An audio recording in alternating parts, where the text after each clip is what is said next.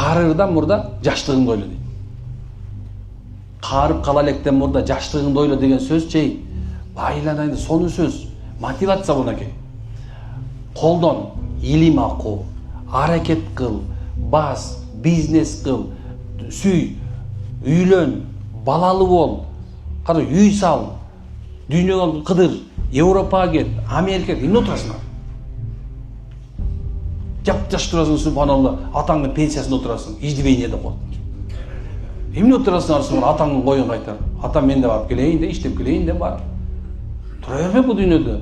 Бар, дизилде, тил үйрөн, субханалла. Окудан 15 жыл өтүп, дагы 5 жыл оку, субханалла.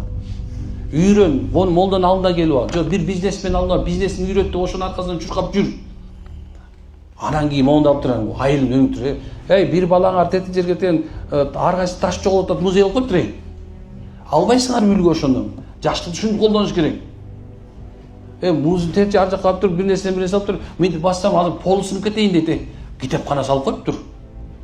Эмне үлгү албайсыңар, жаштыгыңарды колдон ушинтип эле. Анан биян кара кире бериш деп коюп, үйүңөр улаган үйүңөргө мактанбай эле койгула.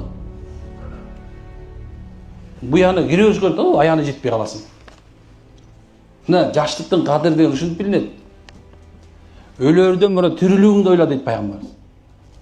Өлсөм эмне болом? Өлсө көрөсүң эмне болоруңду. Тозок жебей иш болот. Эки эле жол бар аякта. Бу дүйнөдө эки эле жол бар. Мусулман капыр болду. Намаз окуйсуң, окубайсың. Мына оруз тутасың, тутпайсың. Эки эле жол бар бул дүйнөдө. Кудай эле жалгыз.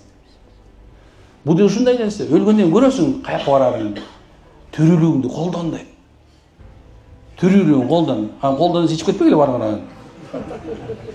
Колдон деген башка жакшы жака колдон деген сөз. Мына сопсон аялыңар турса, бирөөнүн катын кыз көрөт, көзүң алып, арга жактарын карасаң, сопсон эле, бирөө турат, сон эле. Ошондой эле карап койсоң, тиги аял каралгандай элечи, нормально болуп калат. Түрүңдү колдон кула.